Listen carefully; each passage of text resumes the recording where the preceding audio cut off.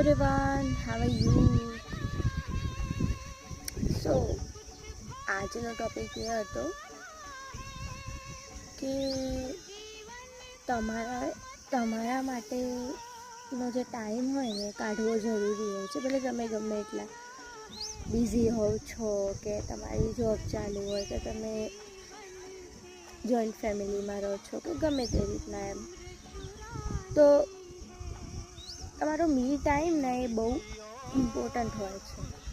કેમકે આજે હું ચાલવા નીકળી હતી રોડ બાજુ, તો મને એવો વિચાર આવ્યો કે how important your time is, your me time is. Because let me show you something.